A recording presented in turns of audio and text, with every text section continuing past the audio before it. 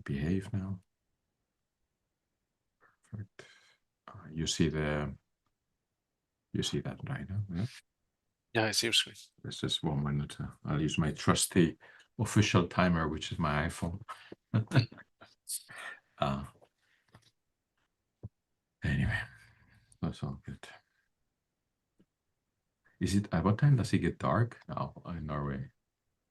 It's getting dark already now. Oh, really? So in 1 hour it's gonna be dark. Oh yeah. Yeah. That's tough. Mm. I find that a little tough. Yeah. Sorry.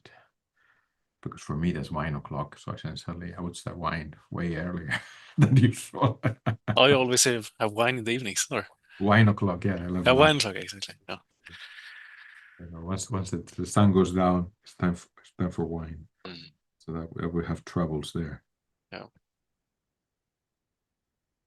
Anyway, let's see how we do it. Oh, good. All right. Well, welcome everybody to the online SPICE and SPIN+X seminar series. I'm Sinovat, and we've organized this seminar series with Libor Schmekiel, Angela Wittmann, and Karen Eversosite, and in collaboration with the SPIN+X Collaborative Research Center led by Martina Schliemann, Burkhard Hillebrands, and Matthias Klaue here in Mainz. Just keep in mind that we do, of course, this every Wednesday at this exact time. Not look at the schedule. We try to do it every few weeks, depending on the season. And then, yeah. Today, we welcome a good colleague, Jacob Linder from Norway and Trondheim University. He got his PhD in 2009, so he's quite young compared to me.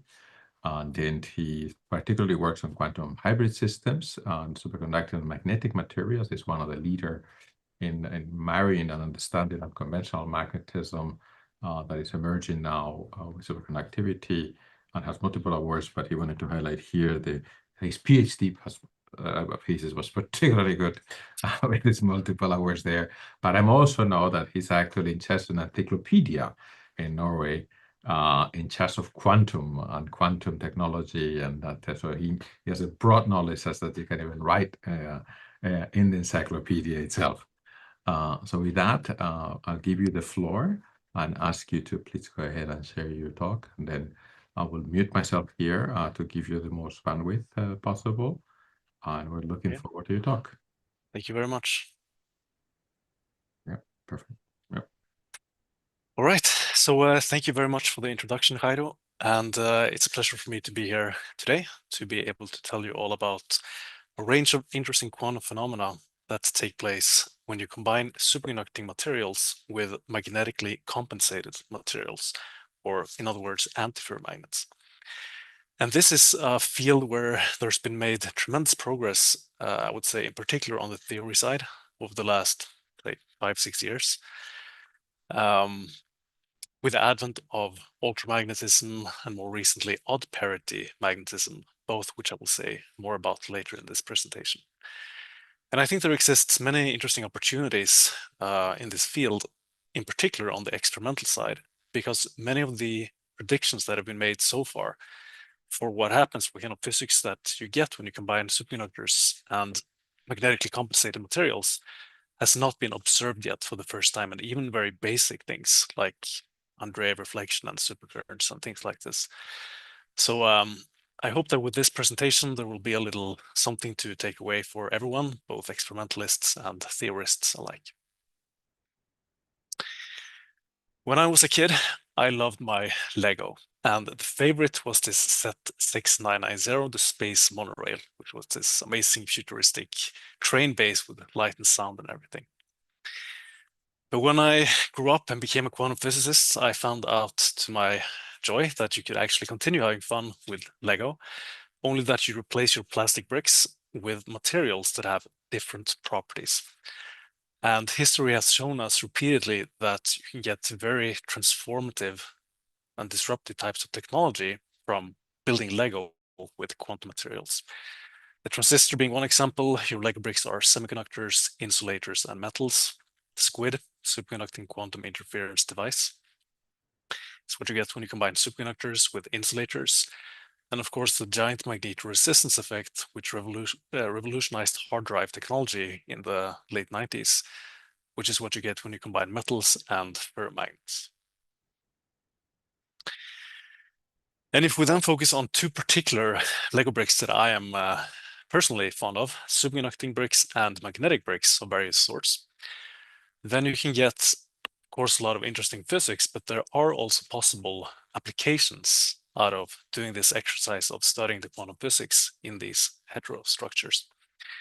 For instance, it turns out that when you combine superconductors and magnets, you can get very large thermoelectric effects, which has use as radiation sensors. For instance, in biomedicine and cosmology, that is useful to be able to detect very small amounts of radiation. If you combine superconductors and magnets, you can get dissipationless diode, supercurrent diode effect, meaning that you have different magnitude of your supercurrent flow possible in one direction contra the other. So that leads to possible applications in, say, cryogenic electronics or logic devices. Of course, there's the elusive Majorana-bound state, which also is typically generated by some kind of combination involving superconductors and magnetism in one way or another, where the ambition is to use them for quantum computing purposes. And then also in terms of large-scale supercomputer facilities, where, for instance, pi junctions using superconductors ferromagnets have been proposed as logic elements that can be utilized for this purpose. And actually, interestingly, if you crunch the numbers here and figure out how much energy difference is there if you use superconducting supercomputers versus just CMOS-based, semiconducting based supercomputers, you actually save a factor of 500 in energy, even when you take into account the fact that you have to cool the system, spend energy on that to make it superconducting. So this is just to give you a taste of possible applications of heterostructures involving superconductors and magnets. Now, as far as I understood, the audience listening to this talk will have a quite diverse background. So I just wanted to initially establish some key concepts so that we're all on the same page. And what I will talk about first is Andreev reflection and proximity effect. Just spend a little bit of time on that. So what you see here is the typical excitation band for a normal metal, where the blue lines represent an electron-like excitation and the red line represents a hole-like excitation, in effect removing an electron below the Fermi level. In a superconductor, you can imagine that you take this excitation band and you raise the whole thing by an amount delta, so this distance here. Hopefully you can see my cursor. So you have now put an energy gap between the condensate, these Cooper pairs in the superconductor, and the single particle excitations that live in this excitation band. Okay, so what happens then if you put a normal metal in contact with a superconductor so that you have these two excitation energies here? Here's the normal metal. There's no gap up to the first available single particle energy from the Fermi level. And then the superconductor where you do have a gap. This gap here is the same as the gap in this picture here. And then if you have an incident electron and the energy of this electron is smaller than the gap of the superconductor, then the only way that you can have transport across the junction is that you actually take another electron with you from the normal metal, tunnel into the superconductor as a Cooper pair, meaning that you have to leave behind a hole, this process 2 here, in the normal metal. And in this way, you generate correlated electrons and holes. So you establish superconducting correlations in the normal metal from this process. Had the electron had an energy above the superconducting gap, then it could have just transferred directly as a combination of quasi-particles, so process 4 here. Or of course, it can always be normally reflected if there's some barrier at the interface, process 3 here. But the Andreev reflection is this conversion of an incident electron into a reflected hole, which establishes superconducting correlations even in a non-superconducting material, like a normal metal. So if we plot here the so-called anomalous Green's function, which is basically a measure of the superconducting correlations in the system. It's an expectation value of to creation or to annihilation fermion operators. Then it's going to look something like this. So inside the superconductor, it's a constant. As you approach the normal metal interface, it starts to be suppressed, and then it actually leaks into the normal metal and decays as you move away from the interface. And the normal metal in this way acquires actual superconducting properties. So it becomes like a superconductor, meaning that it can host both a supercurrent. You can run a supercurrent through a normal metal up to some length of the normal metal and up to some critical strength. And it also displays a Meissner effect, the true hallmark of superconductivity. So it really becomes a superconductor. Now this can happen, this leakage of superconducting correlations, so-called proximity effect, not only into a normal metal, but also into magnetic materials. And in this case, you generate new types of Cooper pairs. So the Cooper pairs in a conventional superconductor, as I indicated here, are singlet pairs, meaning that the two electrons that are part of the Cooper pair reside in a spin singlet state. But if you have a magnetic interface and you have, say, an instant spin-up electron, so here's the wave function for a spin-up electron with momentum k, and it's reflected, you invert k, then you can also pick up a spin-dependent phase because of this magnetic interface in general. And for a spin-down electron scattering at interface, it could pick up a different phase, spin down, theta down here, so that there is a phase difference between the quasi-particles reflected at the interface. And the same would be true also for particles transmitted across the interface. They can pick up spin-dependent phases. And the point is then that if you apply this transformation, this one here for spin up, this one here for spin down, to your spin singlet Cooper pair in the superconductor, what you end up with is a new wave function. Let's call it phi 1, 2, where 1, 2 are the coordinates for electron 1 and electron 2, which is a mix of the original singlet wave function in the superconductor and the triplet wave function in the superconductor. And this occurs so long that there exists a spin-dependent phase difference here, theta, delta theta. So in a ferromagnet, you generate triplet pairs as well, as indicated in this figure here, shown by the green line. And these oscillations also decay inside the ferromagnet, just like the singlet ones, as you move away from the interface. But additionally, they oscillate. And this can be understood from the fact that if you try to make a Cooper pair at some given energy here, you take one electron from the spin-up band and you take one electron from the spin-down band, then you can't do that in a way which gives your pair a zero center of mass momentum. It will always have a finite center of mass momentum. And this causes the Cooper pair wave function, if you will, or more accurately, the anomalous Green's function, capturing the superconducting correlations to oscillate in space. And the observable or experimental consequence of this is that pretty much any physical quantity that you can measure in the ferromagnet that is affected by superconductivity here will oscillate. So the critical, the supercurrent flowing through the ferromagnet, the density of states in the ferromagnet, and even the properties of the superconductor, so the critical temperature of the superconductor, how that is affected by the ferromagnet, is also going to oscillate. And it will oscillate as a function of many parameters: temperature, the thickness of the ferromagnet, the strength of the magnetization or the spin splitting in the ferromagnet, and so on. So you get this oscillatory additional behavior of physical quantities.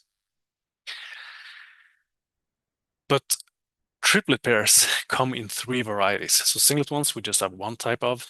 Triplet pairs, we have three types of. We can have this up, down, plus down, up. But we can also have up, up, and down, down Cooper pairs, meaning that their spins are aligned along some particular axis, the quantization axis. And to get these pairs, you can do one of two things. You can either insert some magnetic inhomogeneity at the interface between the superconductor and the ferromagnet, which is going to rotate these triplet pairs here into these ones, or you can add some heavy metal explicit layer like wolfram or tungsten, and that spin-orbit coupling, which will be present from an interfacial rush-by effect, is also going to do the job of rotating these triplets into these equal spin pairs. And these equal spin Cooper pairs behave qualitatively differently from both these original singlet pairs and the opposite spin pairing triplet pairs inside the ferromagnets. The two former here just decay quickly oscillating, whereas the equal spin pairs with respect to the magnetization in the ferromagnets have a much longer decay length. They do not experience decoherence due to the exchange field in the ferromagnet in the same way as these opposite spin Cooper pairs do. And this is interesting because it leads to the prospect of having, for instance, long-ranged spin supercurrents.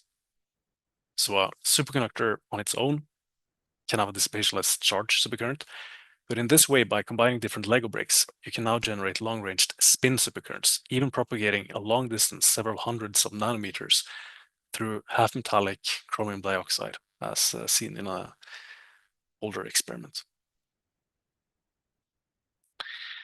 Okay, so that was a brief introduction to superconductor ferromagnet physics. Let's now start to talk about antiferromagnets. So in a conventional textbook antiferromagnet, we might at first glance expect that the physics is very similar to that of a normal metal in contact with a superconductor, because there is no net magnetization, it's an antiferromagnet, and moreover, the bands are spin degenerate.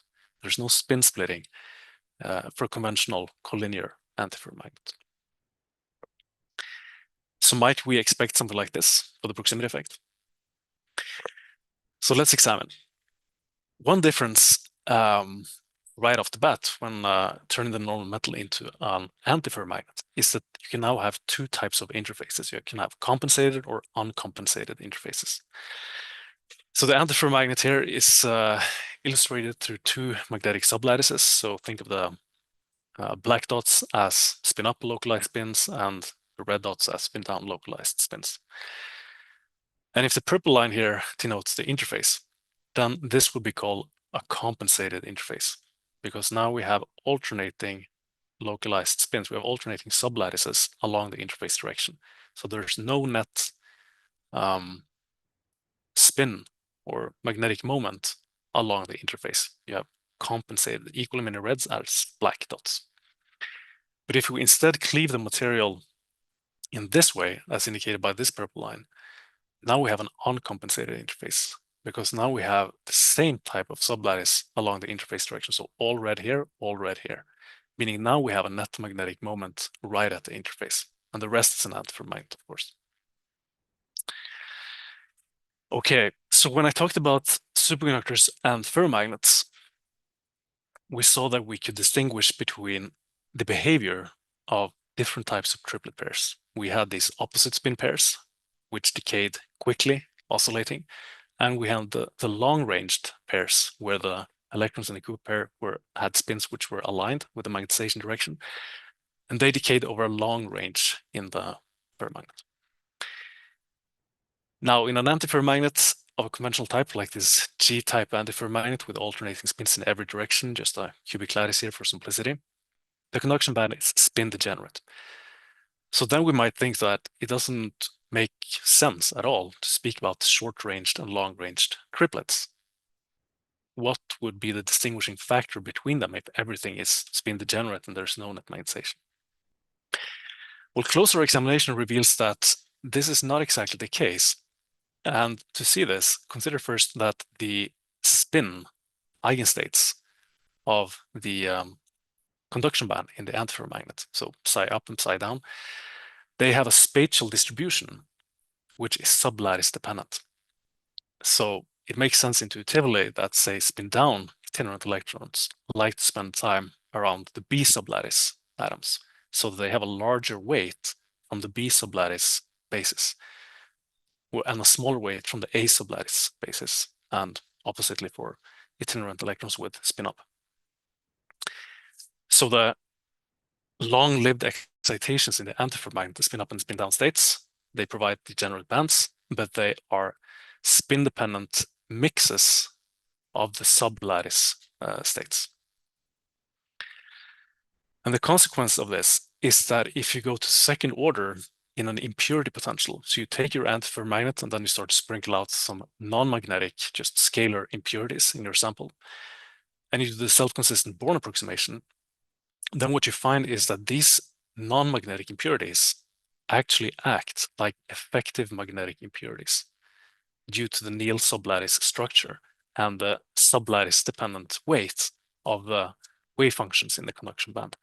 So it's like if you add an impurity to the B sublattice site, it's going to scatter spin down particles more than the spin up particles, because the spin down particles have a stronger weight on the B sublattice site, and conversely for A sublattice and exchanging spins.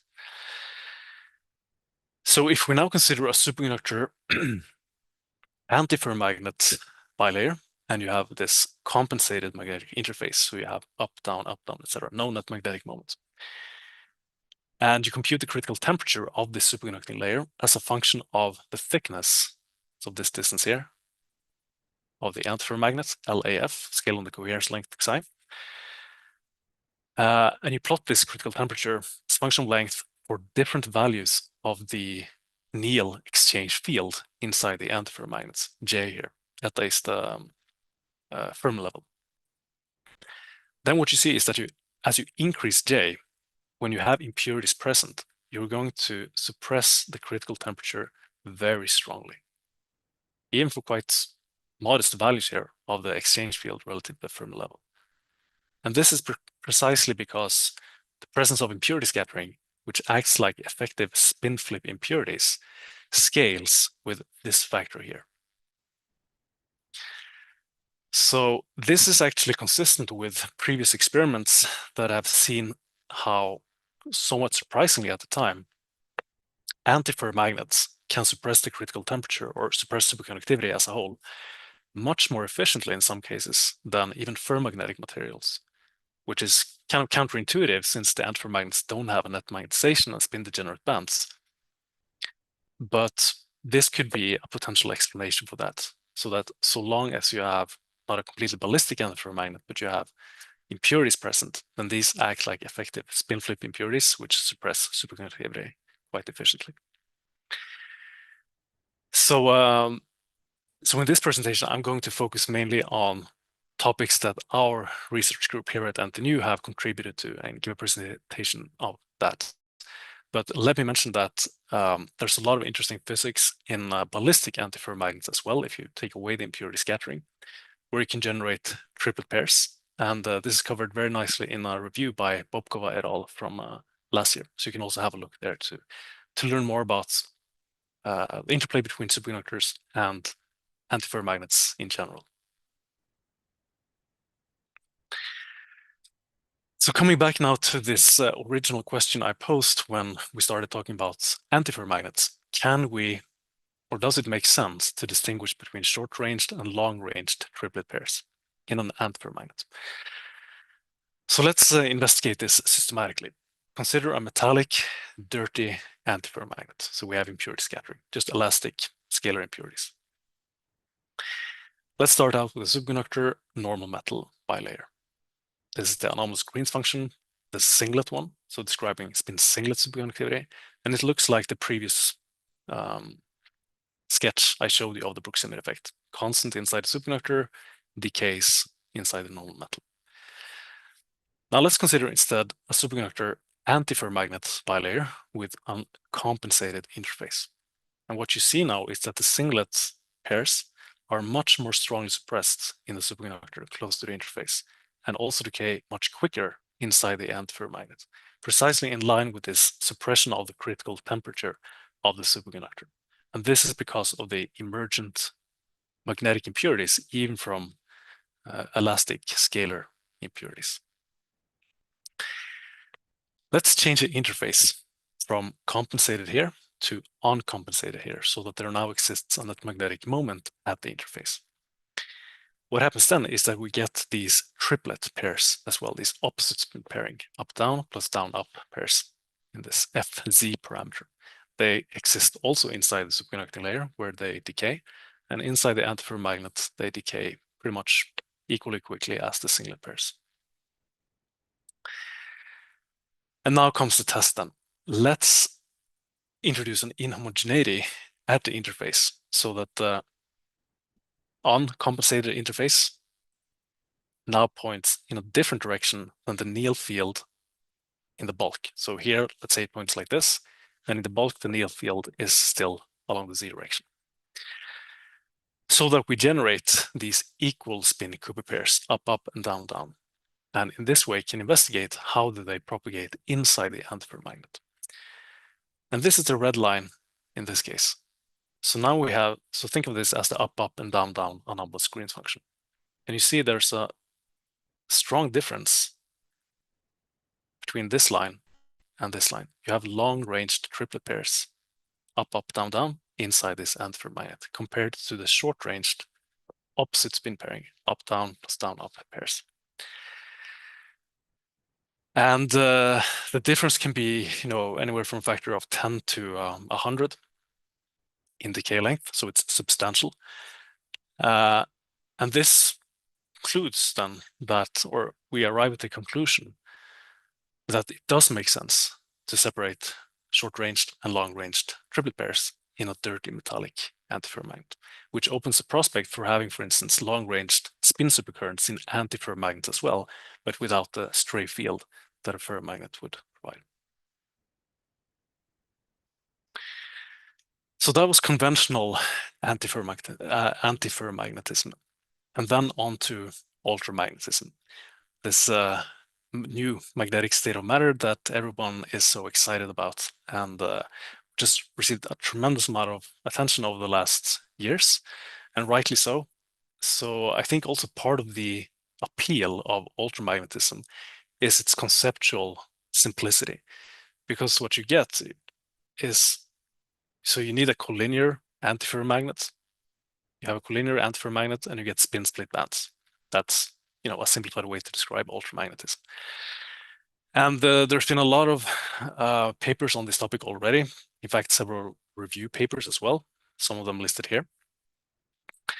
And I think this picture from Liu et al. Was quite instructive because it shows that the understanding that we have of ultramagnetism today and how it emerges has been shaped by different routes or angles of approaches over the years, ranging from strongly correlated electron systems to symmetry analysis of the crystal and spin ordering in a material using multiple expansions and also spin group symmetries. So, so with that, let's get into ultramagnetism. So an ultramagnet has collinear magnetic order, and yet you get spin polarized bands. And the only way to achieve this is if your combined lattice and spin ordering breaks parity and time reversal symmetry breaking, the combined operation of PT. So T would reverse both your momentum and spin in your band structure epsilon. P, parity, would reverse only momentum. So PT reverses effectively only spin, meaning that if you have PT symmetry, you're going to have spin degeneracy. You're going to have a spin up state at K if you also have a spin down state. And so to break parity symmetry, you can actually use the non-magnetic environment of the magnetic sublattices. So consider a one-dimensional antiferromagnetic chain. So just up, down, etc. If I perform a time reversal operation, so think of the blue as localized spin up, red as localized spin down, then I flip them, this blue becomes red, the red becomes blue. And if I then perform a parity inversion centered around the midpoint between these two lattice sites, I flip them back. So a conventional antiferromagnet has parity time reversal symmetry and hence spin degenerate bands. But if I now decorate the sublattices here with different crystal fields so that their environment from non-magnetic atoms is different, for instance, then if I perform time reversal and I perform parity, I don't get back to the original state. I would additionally have to perform a rotation to get the correct crystal field alignment. And therefore, a situation like this, which is what happens in an ultramagnet, would break PT symmetry, and then you could get spin polarized bands, which could be sketched something like this typically. So it looks like a D wave kind of symmetry, but more generally, it's an even parity symmetry. So you can also have G wave, I wave, and so on. And notably, the spin splitting here, although it occurs in a magnetically compensated environment, so there's no net magnetization, has a non-relativistic origin, in stark contrast to the spin split bands, which have a relativistic origin due to, for instance, rush by spin orbit coupling. And so one expects that the spin splitting in an ultramagnet could be much larger than in a 2-DEG, for instance. So let's then look at what kind of shenanigans can we do if we now combine ultramagnets with superconductors. And one immediate observation that can be made is that the D wave or spin polarized bands here for an ultramagnet, in this particular case, having a D wave symmetry, actually look like a spin analogy to the momentum dependence of the order parameter in high TC superconductors, which can have a D wave superconducting order. So think of conventional superconductors as having an S wave symmetry, just an isotropic gap in momentum space, which would be the equivalent of just a ferromagnet where the bands are isotropically split. So just a Zeeman splitting of the bands, if you will. Both are isotropic in momentum space. So this would be S-wave magnetism, so to speak. But then in D-wave superconducting order parameter, the phase of the order parameter changes sign as you move around the Fermi surface. So for instance, positive, negative, positive, negative. In the same way that the majority spin of the ultramagnet changes as you move around the Fermi surface, up, down, up, down. And you also have 4 nodes in the band structure, just like you have 4 nodes where the order parameter vanishes for a D-wave superconductor. So we started thinking about this issue a couple of years ago and figured that why not just start with the basics? So let's look at the supercurrent that flows through an ultramagnet. And this can be investigated in a Josephson junction, which is essentially 2 superconductors, these orange regions separated by material X, where X can be pretty much anything. It can be an insulator, normal metal, magnetic material, or for instance, an ultramagnet. And then depending on what this X material is in the middle, that will affect the properties of the supercurrent that can flow through this layer. And the supercurrent can flow through the system precisely because of this proximity effect that I was talking about earlier, namely that you get superconducting correlations leaking into this middle layer from the adjacent superconductors. And we wanted to investigate this also in terms of how the orientation of the ultramagnetic lobes would affect the result. Right? We can either have an interface like this relative to the lobes of the ultramagnetic band structure, or I can do, as I showed for the antiferromagnet with a compensated and uncompensated interface, I can have a diagonal interface so that the normal direction to the interface aligns with the nodes like this. And what we find is that the supercurrent is in fact different in these 2 cases. So common for both of them is that you get these 0 to pi oscillations. Remember this oscillating behavior of the supercurrent that I was telling you about in superconductor ferromagnet layers because of the spin splitting in the bands. The same occurs in an ultramagnet, but in a way that is crystallographically dependent. So for a straight junction, the oscillation length, here is critical current versus the length of this purple ultramagnetic region. The oscillations occur much quicker than if you have a diagonal junction like this, where the nodal direction is aligned with the interface normal. And you can also see this difference in the critical temperature, critical current again here versus temperature. And then you see that the straight junction also oscillates, has a 0 to pi oscillation here, which is a point where the supercurrent vanishes. And the 0 and pi refers to the ground state phase difference of the superconductors. So the 0 refers to a state where the ground state phase difference is 0, and pi to a ground state phase difference of pi. So you can get 0 to pi oscillations without any magnetism by using ultramagnets. This is interesting for several reasons, because the 0 to pi oscillations have been proposed for several practical purposes, for instance, in qubits or for digital circuitry, or even memory devices using switchable 0 to pi Josephson junction. And then we thought, okay, so why not just invert the whole thing? In the previous slide, we had superconductors, ultramagnet in the middle. Let's now have a superconductor in the middle and 2 ultramagnets, so that we have what you may think of as an ultramagnetic spin valve. And then the magnetic orientation of the needle or the parameter in these ultramagnets can be, for instance, parallel or antiparallel. And what we were interested in finding out was how this would affect the critical temperature of the superconductor. Would there be a difference in the parallel and antiparallel alignments of these ultramagnetic needle fields? And indeed, there is. So this is a plot of the critical temperature normalized against the critical temperature for 0 ultramagnetism as a function of the strength of the ultramagnetic order M here. And you see that depending on what M is, you can either have a higher critical temperature in the parallel or antiparallel alignment. And this is because there's a competition between at least 2 physical effects. So one is the net pair breaking effect induced in the superconductor because of the ultramagnetic spin splitting, which favors an antiparallel alignment. But then you also have the process of inverse cross-Andreev reflection, which is a mouthful. What that means is that a Cooper pair in a superconductor splits up into 2 electrons in separate leads.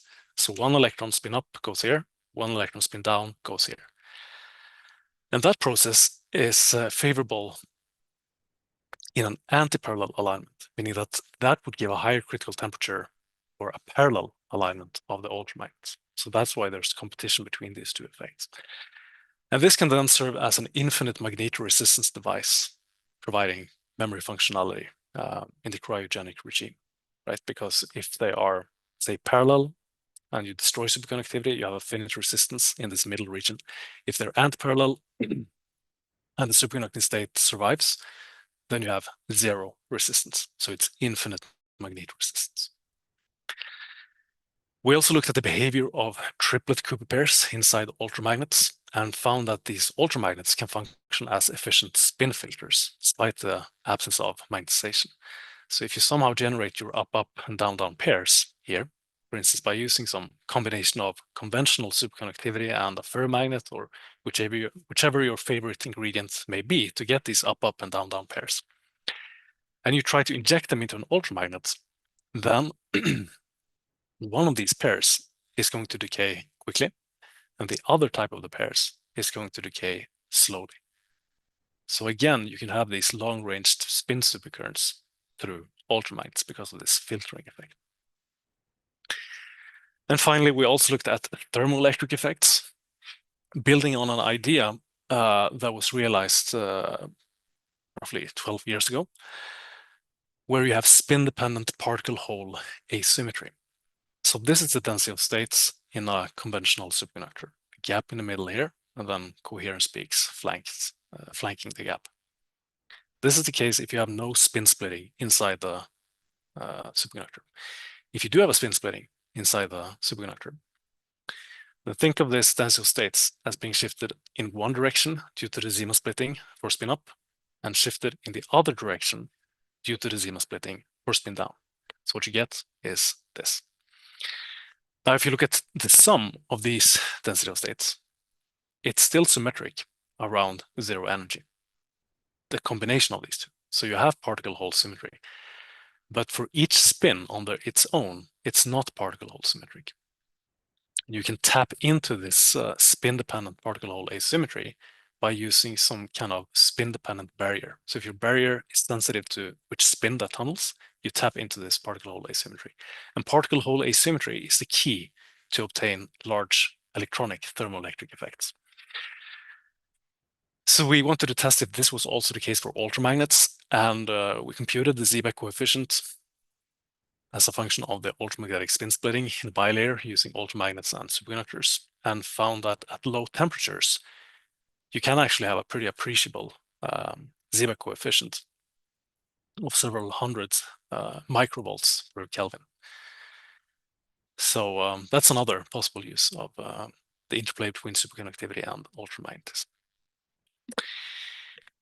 Okay, so going back to this figure here, I showed you that conventional magnetism is kind of an S-wave equivalent of conventional superconductivity. Ultramagnetism is a D-wave analogy to high temperature superconductivity. But there's a step in between these, right? We don't go straight from S to D, but we have S and then P, D. So P-wave superconductivity, which is exceedingly rare in intrinsic materials, but can be obtained in proximity structures. But it begs the question, is it possible to get some kind of P-wave, or more generally, odd parity version of the bands in a magnet? So can you have a spin polarized band structure in a magnet where you invert spin when you invert momentum? And it turns out that heli magnets or spiral magnets actually provide these kind of odd parity spin bands. This figure is from the Chen paper, which shows a series N copies, if you will, of helimagnetic chains. And the resulting band structure for the itinerant electrons moving in this background of localized spins has precisely a P-wave or odd parity symmetry, right? So if you have spin up expectation value of the states here, you have spin down expectation value for the states at opposite momentum. And recently, the precise symmetry requirements to get such a odd parity magnetic state has been worked out. And what you need is essentially non-collinearity and also called T-T symmetry, where capital T is the time reversal operation and small t is a translation of your lattice, typically by half a unit cell. And you might wonder, but hang on, can we do even better, or can we make this simpler? Do we really need non-collinearity to get P-wave or odd parity magnetism? And the answer is yes, because if you have collinear magnetic order, then regardless what your sublattice structure looks like, you're always going to have a so-called C2T symmetry, where C2 is a 180-degree rotation around an axis perpendicular to the collinearity of the spins, and T is the time reversal. And if you combine this C2T operation with the T symmetry, then you can never get an odd parity band structure. So you need a non-collinearity. And the simplest example I could come up with for an odd parity magnetic state is this 4 lattice side periodic spin chain. So you have a spin up, spin out of plane, spin down, spin into the screen, or out of screen, into screen, and then you're back. So 4 lattice sides periodicity. So if I now perform time reversal, I reverse all of the spins. And then if I also advance each lattice point with half a unit cell, so 2 lattice sides, right? So I flip this one, that's the T operation, it points down, and then I advance it 2 sides, 1, 2. Then I'm here. And then I'm back to the original state. And this applies to every site in this chain. And then you get precisely this type of odd parity band structure. And there's been a lot of recent activity. Experiments have shown that this occurs both in insulating and metallic materials. So we wanted to investigate to what extent is now odd parity magnetism and superconductivity compatible. And then it turns out the answer to this question depends a bit on whether you consider a proximity structure. So conventional superconductor, odd parity magnet, put them together, or if you have a material which is an odd parity magnet and you consider superconductivity arising in that environment, so like an intrinsic odd parity magnet from which a superconducting state develops. So let's consider the proximity structure first. And we model this as quite generally a spin chain here, where the periodicity of the spin chain is the parameter lambda. So if lambda equals 1, we have a ferromagnet, right? Because a periodicity of 1 means that if I go from let's see, where's the cursor? Here to here, I should get back to where I started. And the only way to achieve that is if all spins point in the same direction. If lambda equals 2, I have a conventional antiferromagnet, right? Up, down, etc. And lambda equals 3, then you have a rotation of your spin until you get back, and so on. And what we plotted here is the critical temperature of the superconductor. So how does the odd parity magnet affect the superconductor? As a function of both the periodicity of the spiral, lambda here, along this axis, and the strength of the exchange coupling between the itinerant electrons and the localized spins in this odd parity magnet spin chain. And the inset shows the critical value of this exchange coupling J, where superconductivity is completely destroyed, versus the periodicity lambda of the spiral. And you see that there's a strong non-monotonic behavior here. And we can understand this physically in the following way. So if lambda equals 1, as I mentioned, we just have a ferromagnet in contact with a superconductor. So then the critical value of the splitting or exchange coupling is equal to the so-called Clarkston-Chandrasekhar strength, which is the maximum value of a spin splitting, a homogeneous spin splitting in a thin film superconductor. So this is consistent. But if we go to lambda equals 2, then this critical value shoots up tremendously, because now we have an antiferromagnet. And we're not considering any impurities here. So this is much more compatible with superconductivity than a ferromagnet.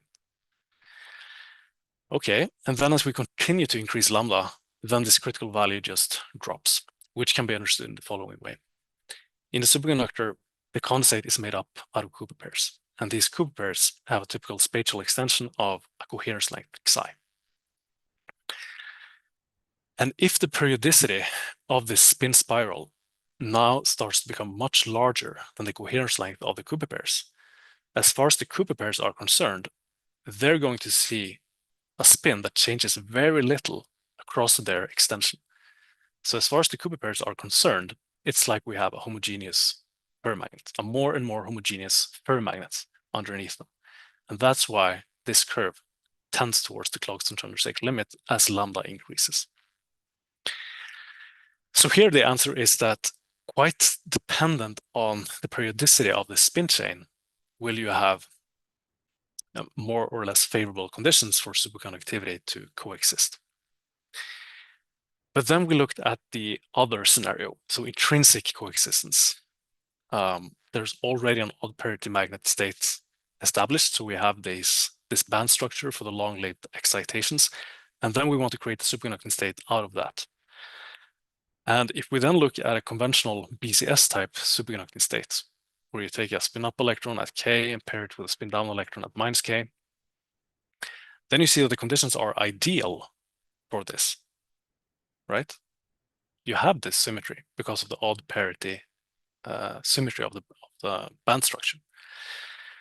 So here, pretty much regardless of how strong the exchange field is in the odd parity magnet, you will always be able to produce a superconducting state. So it's fully compatible with BCS superconductivity, unlike ultramagnetism, which also has this kind of effective Clarkston-Chandrasekhar limiting field, as you have broken time reversal symmetry and spin split, even parity spin split bands. And this is consistent with the experimental observation that you can have superconductivity coexistent with spiral magnetism in a series of rare earth compounds. And then we also looked at some transport properties to see if there was some signature of the odd parity magnetic state there. And indeed there is. You can have charge to spin conversion if you have either a normal metal superconducting state inside an odd parity magnet, or if you have a bilayer of an odd parity magnet and a superconductor. In both of these cases, you can get a transverse spin conductance. So you inject charge current, but you get a transverse spin conductance. And this can even in some cases be much larger than in the normal state of the system. So in closing, this is a highly active research field, in particular ultramagnetism and superconductivity. There's a lot of interesting effects that one can look at and which have been looked at. And there's a ton of papers on this topic. So what I went for here is just to list the 3 earliest papers I could find in terms of their archive appearance for some particular cases here: proximity structures, intrinsic coexistence, and reviews on superconductivity and ultramagnetism. So yeah, I think this could be a good place to start if you're interested in learning more about this. What remains for me is to acknowledge funding from the Research Council of Norway, and of course emphasize that all the results here, all the heavy lifting and hard work were done by PhD students and postdocs and collaborators. So I'm just the messenger, basically. And with that, I would like to thank you all for your attention. Okay. Thank you very, very much. So we're ready now for some questions. I'm trying to promote some people to the panel if they want to join us, but if not, I'll read the questions that they've been writing. Thank you for this clear talk. Let's see. I think Roberto Laconte asked, how thin can the altermagnetic layer be in your Josephson junction and still see an effect on the supercoherent flow? Yeah, great question. So I would say that it depends on how strong the ultramagnet is. So what matters in terms of this oscillation period for the supercurrent oscillations is,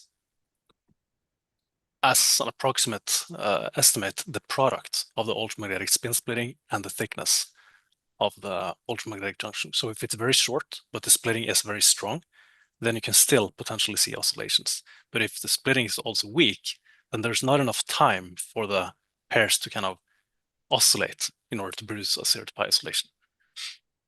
Okay. Very good. So then the other question is from Motion. Sorry, I'm not going to attempt that last name. Yarmo Madi. How does the strength of the altermagnetic strength, larger or smaller spin splitting, influence the 0 pi oscillations in these Josephson junctions and the corresponding critical temperatures? Yeah, so that touches upon the previous question. So the stronger the spin splitting, the quicker, the stronger the 0 to pi oscillations you will see. Yeah. So you get more oscillations kind of as function of temperature or any other parameter. I think this is also similar from Nugent related to the thickness of in the calculations in the superconductor and on the altermagnetic layers. How do the thickness compare, and how does thickness affect the TC? I think that's probably the similar question. Yeah. Yeah, but maybe I can. There's a little bit of difference in terms of the critical temperature, because there. So if you have a superconductor and ultramagnet with some thickness, then if you start from hypothetically just one atomic layer of ultramagnet, and then you start to increase the thickness, then you're going to see a suppression of the critical temperature, but only up to a point. So as the thickness of the ultramagnet reaches kind of the coherence length of the pairs inside the ultramagnet, then TC stops changing. It's like once the Cooper pairs have died out inside the ultramagnet, it doesn't matter if you keep adding ultramagnet, if you keep making it thicker, it's not going to affect the critical temperature. So, yeah. Okay. Let's see. There's any more? Gambita, do you want to unmute yourself and ask your question? Hello. Yeah. Thank you for a nice talk. I have a question that, of course, ferromagnets in proximity to superconductor has been studied a lot. Recently, there has also been gaining interest with this antiferromagnets or even altermagnets as such. Why can't we use ferrimagnets? Ferrimagnets, we can have very tuned composition or even compensation temperature, etc. Like we can tune it between being a ferromagnet or an antiferromagnet. Why can't we then? I mean, I tried searching, but there is none actually to find any paper on ferrimagnetic superconductivity. Yeah, great question. I don't see any reason for why not. Kind of, it sounds like a great idea. Yeah. Okay, so then maybe there is potential and it's not yet explored. Yep. Well, I can maybe comment on that. I mean, in a ferrimagnet, the spins belong to different elements, and in that sense, the orbital character that they will hybridize with will also be different. So they behave very much like a ferromagnet, from that perspective, and Jacob already explained what the effects of the ferromagnet are. So even at zero temperature compensation temperature, most likely the behavior would be very similar to what a ferromagnet does. Oh, okay, but technically, like if we take say we have a compensation temperature at around 5 Kelvin, then if we are above the compensation temperature, Yeah, but that then would not make a difference in terms of the Fermi surface on the alignment of how they would actually for the hybridization that he's talking about.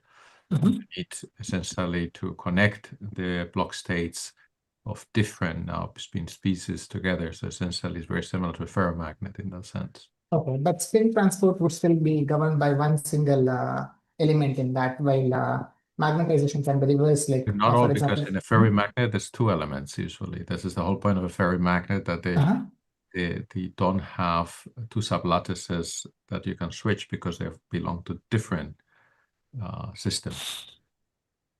Okay, yeah. Thank you. Okay, Libor, you have a question, maybe? Oh, but please, others can ask first. Yeah, I just wanted to. I have I think.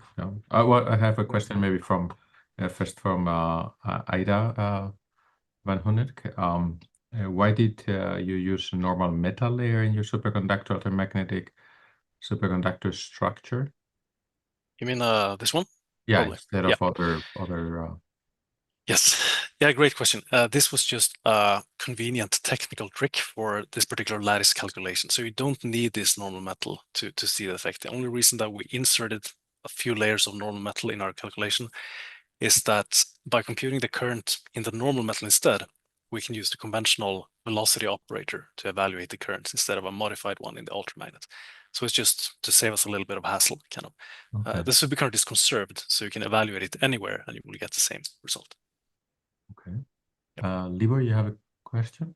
Oh yeah, sure. Thanks, Jacob. I very much enjoyed the superconducting part. Very clear, very nice. Yeah, great. So I wanted to ask about the odd parity wave path. When you had the slide with the different types of magnets. So yeah, here for instance. So majority of these magnets, like the nickel iodine or the Martin paper, they have a mixture of odd and even parity. So these are like some sort of spirals. And some of them do not have, for instance, time reversal with translation. So do you expect that the interplay with superconductivity would strongly depend on the additional presence of this time reversal symmetry breaking? Or in other words, is it better for the P-wave and superconducting application, which you were mentioning, to have the pure P-wave or not? Yes, pure P-wave. As soon as you add in some time reversal symmetry breaking element in the texture, for instance, it's going to suppress superconductivity more. Okay. Yes. Thanks a lot. That's a very good point. Thank you. Yeah, but then I think in terms of the promoter panel, okay. One question. Oh, sorry, Libor, can you mute yourself? We're here in the background. This is a bit to the point a little bit, because I was wondering, so in here in the model, when you look at the model itself, as we pointed out with Anna, that in here we're looking at systems that have all the responses will be time even, because you do have as time translations in the helical states, and some of the previous works, they in fact, because they're not commensurate, you have a time not as a point group symmetry of your, it looks, is odd in parity, but not time reversal symmetric broken. So would that then affect in those that are in fact don't have time as the point group symmetry? I would assume that would affect much more or degrade the connection to the superconducting state, wouldn't it? I guess it depends a bit, because if you don't have this TT symmetry, so let's say you have a spin chain, for instance, and you have odd integer. No, but in helical, the helimagnetics that you're describing, yeah, in this case, they are states that, because they're not commensurate typically with lattice, this TT symmetry in fact is broken. Yeah. If you just look at the helix state as alone, yes, but they live in the presence of a lattice, yeah. And then whether that is strong or not, have you studied that to actually connect to say, okay, this, because in this sense, the time reversal symmetry responses, they would allow for some odd in time reversal symmetry responses. Whether they're weak or strong, we don't know. But would that affect compared to the more pure states like the ones that were pointed out later, that they would have indeed this nodal planes and in fact T being a point group symmetry?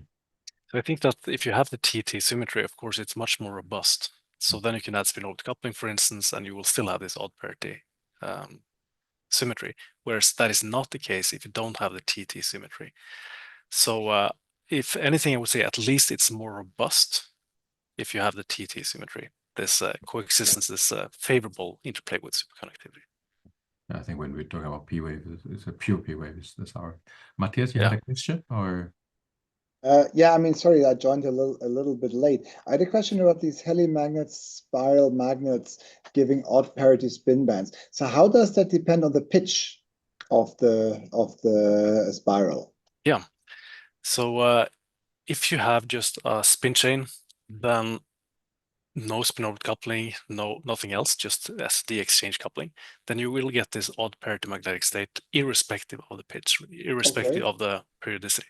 But if you then add on top of this some kind of spin-orbit coupling, then that odd parity symmetry is only robust if you have TT symmetry as well. Okay. Does that make sense? Yeah. Okay, yeah. So it's worth looking into. Yep, I think so, yeah. As experimentalists, it's always an effort for us to do this type of thing. I will also like to make a final comment, a little bit of, and then we can maybe almost questions from people. Like the reviews that you point out, I thought you showed a review, which in particular, actually, I don't like that review at all, because it actually gives you an impression that some of these things are equal or similar, whereas we actually have reviews pointing out that it's much more important to also be aware of the differences. Quite important differences of one thing with another. For example, this Pomeranz instability phases where the lattice was never a point. Those we have a review with the people that in fact predicted those Pomeranz instabilities with Eduardo Fradkin, where it's quite important to be aware that they come from very, very different perspectives. Not all coming to the altermagnets. They are having D phases and some of the symmetries, but they in fact, in my sense, I think it's a more confusing one. And just to be aware to the people that, okay, when you have people writing a review that they're not expert or aware of all of it, you may end up with this mixture of things. So just don't simply take all of it and think that they are connected. Read the papers themselves to understand some of the things in there. There are different angles of approaches together. Absolutely, it can also create a lot of confusion, and in fact, that's something that I found a little problematic sometimes, because it's a very active area, but everybody wants to write a review that may not be in the position to write a review, having not fully connected all of the things. That's a little dangerous. At the end of the day, people have to make up their minds and read them, of course, but don't have all the time in the world, unfortunately. Libor, you had a question? Yeah, I just wanted, when I see this slide, actually, so there is, for instance, the symmetry path is quite weird because the antiferromagnetic spintronics for sure wasn't around in 1960s. So I checked the paper during the talk now, and, okay. and there seem to be some symmetry arguments. It's not Jacob's reviews. It says simply that he likes the picture. I'm not going. Let's not. So I would say that the antiferromagnetic spintronics part of this figure is definitely more of a kind of. I get the impression that a lot of works have been thrown into that under like a common name, antiferromagnetic spintronics, whereas it's really a mix of many things, as you point out, spin groups and a bit of transport. I found it a very strange review. It's like the history. Like you could just say Newton discovered quantum mechanics by saying F equals ma somehow. But I would say this correlated arrow here and the multiple expansions are more accurate in the sense that these are works relevant for. Dubovik has ET when you read it. I know these papers, so these are multiples which has nothing to do with altermagnets. And then the point. Yeah, it's a lot of mixture. That's the point. They're all interested in physics, but they're not really connected. Yeah, sorry, Jairo. In the liquid crystal part, unfortunately, there are missing some important papers which are from 70s actually. Yeah, but I suggest just send them to Jacob, then he can add them. No, that's not his review, actually. I This is don't not his think review. Jacob- No. Jacob, Oh, I I don't think I'm see. you're sure part of it's- his not review, just right? like, oh, Yeah. okay. He just liked this Okay, I get picture. it. I know I'm this. sure it's not a perfect picture or complete in terms of references at all, but I would say that it's still useful in the sense that it shows different ways to approach this topic. Anyway, that's so good. I think we have about the compatibility of. Oh, there's one from Kimbia Copper. Let me 1 second. Let me see if we can promote him and ask the question, and then we should ask question on the actual talk, not on somebody else's review, or take on that. Well, he's not joining, but let me actually just read it out. Oh, he's rejoining. Nice. Okay, that way Tim can ask you a question himself. Yeah, Tim, can you unmute yourself and ask your question, please? So I had a question about the compatibility of P-wave magnetism and superconductivity. So you mentioned that there's perfect compatibility even for very strong P-wave magnetism, but I wanted to, because of this odd spin splitting of the bands, I wanted to mainly point out one thing here, that namely that there is a big difference between the odd in momentum spin splitting by P-wave magnetism and the odd in momentum spin splitting by, for example, spin orbit coupling. Namely, that the spin splitting by spin orbit coupling, it is protected by time reversal symmetry. In that case, we have Anderson's theorem, which tells us that, okay, superconductivity is very robust, even if we make spin orbit coupling very large. For P-wave magnetism, even though we have this this odd spin splitting in the bands, we don't have this Anderson's theorem because time reversal symmetry is broken on the microscopic scale. So, for example, making it very strong or adding some disorder to the system, I think it would actually break at some point superconductivity, because there's nothing that really protects the superconductivity to be there. And if I read through the paper that you mentioned, and if I understood correctly, this is compatibility. It's true under some circumstances, right? If the spin splitting is weak enough, and also depends on the Fermi level. Do you agree? Not sure I fully agree. I mean, you have time reversal TT symmetry here as well in the odd parity magnetic state. Yeah, but so I'm not sure it's TT a and big difference. T are different. So Yeah, sure, in general. But so what we found at least was that independent on the strength of this coupling, we could get the coexistent states. I think, Tim, do you mean that maybe once you had include disorder because you're breaking the translation symmetry by the disorder, that enhance these aspects and break that time? Because, without disorder, I think Jacob is right that essentially the time reversal being a point group element of your system that's there in momentum space, which is where the electrons care about the most. But you're saying that once you have strong disorder, that will change radically, I assume, yeah? Yes. Disorder, I think, would very quickly kill it here.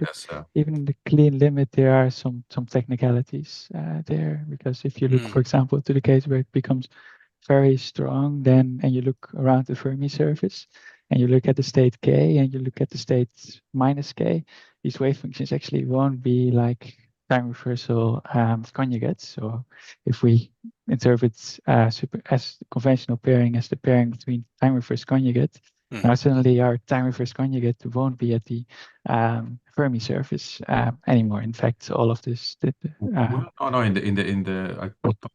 disagree with that. I think in the clean limit it would be, but I think in the disorder that's where you can run into trouble. Make it very strong, and then it really depends on where you put your Fermi level. Because if you make it stronger than like the hopping, very much stronger than the hopping between two atoms, you have bands where basically your electron spin polarization will exactly follow the orientation of the spins of the underlying lattice. So then in basically this entire band, you have that on one particular atom, you have spin up. And let me clarify one thing, because maybe it's a little bit counterintuitive that I think Jacob didn't highlight it there.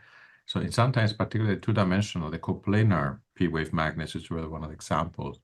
in momentum space, the actual spins are not really rotating. They're actually out of the plane. So essentially, this is not really, it's kind of a counterintuitive. And this is actually the nice result that he had in one of his papers, connecting to it also coplanar one. So maybe it's a lot to think about. Let's put it that way. It's not so straightforward. No, But no, it's a good clear. point, Tim, about this impurity. So yeah, there could be something there that makes it different from the Rushdown case. Yeah. Yep. Okay. Thanks for the nice discussion. Thank you. I think with that, I think we've exhausted the poor first poor Jacob. I think so. No, it's okay. I mean, people to send questions to you now. Thank you for the talk. It was great. I really liked the pedagogical part of it at the beginning. It was really like, for me, I need to tell the students, if you need to understand, just listen to him. Like very nice. Perfect. That introduction to, particularly because we have a broad audience, is really, really helpful for this series. That's actually very important. All right. Thanks a lot for everybody. We had about 100 or so that we actually live today as well. Thank everybody for the ones that showed up live, but also the ones that will watch it later. And just to remind you to everybody to check out the schedule for the next talks, and to know that, of course, they're always online. And I'll stop now the recording, this live streaming. In the live streaming. So now we're in the live streaming. Now we can say whatever we like. And thanks again. And hopefully, unfortunately, now it's probably dark for you.